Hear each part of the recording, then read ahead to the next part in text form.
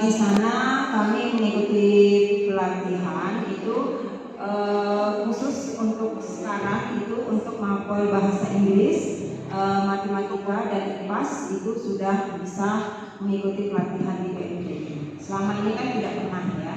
Nah jadi untuk teman-teman yang mata pelajaran matematika dan IPAS bisa silakan mendaftar secara online dan bisa nanti dipanggil mengikuti diklat di sana.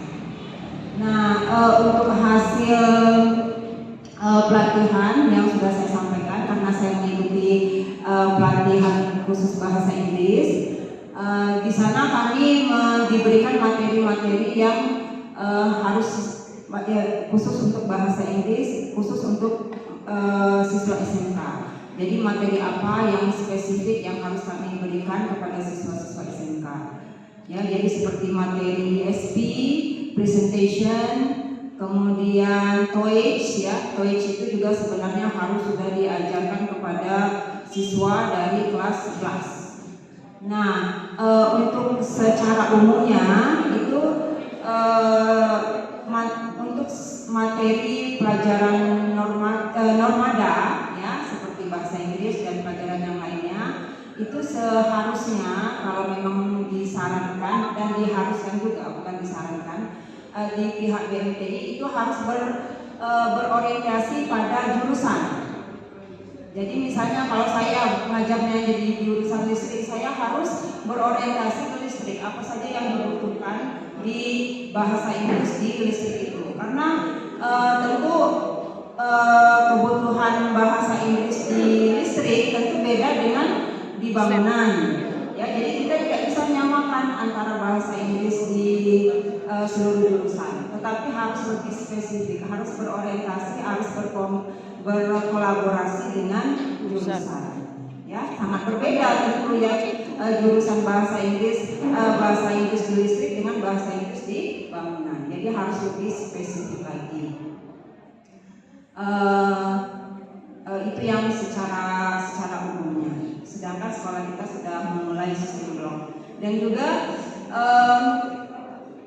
untuk jam bahasa Inggris itu memang sebenarnya sudah cocok yang sudah diterapkan di sekolah, harus sistem blok yang disampaikan di sana karena belajar bahasa Inggris itu tidak diputuskan atau dipisahkan oleh pelajaran lain. Jadi misalnya pelajaran bahasa Inggris full bahasa Inggris 6 jam itu full bahasa Inggris. Jadi jangan belajar bahasa Inggris baru 2 jam nanti ada lagi pelajaran yang lain.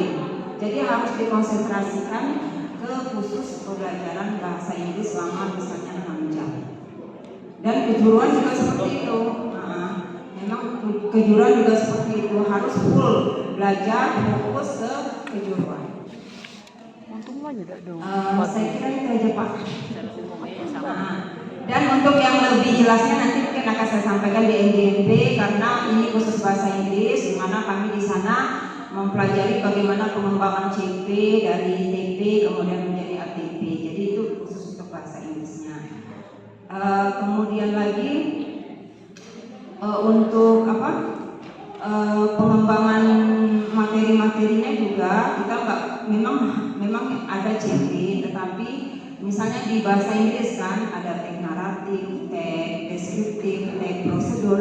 Sedangkan kalau di bengkel itu kita masih banyak menggunakan teks prosedur. Nah untuk teks naratif itu memang itu ada ditetapkan di CP, tetapi kita nggak mesti harus membuangnya. Materi naratif itu kita letakkan sebagai untuk remedial atau sebagai menumbuhkan literasi siswa. Jadi sebelum kita ngajar itu kita membacakan teks berdongeng, walaupun itu nggak kaitannya dengan jurusan kita, jurusan listrik.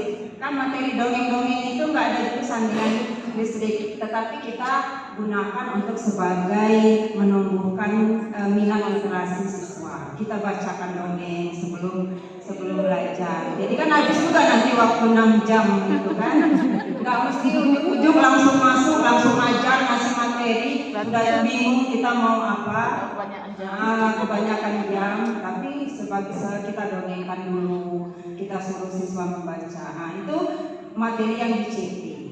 Yang nggak mesti kita harus pakai semua, tapi kita bisa gunakan sebagai remedial siswa dan lain sebagainya.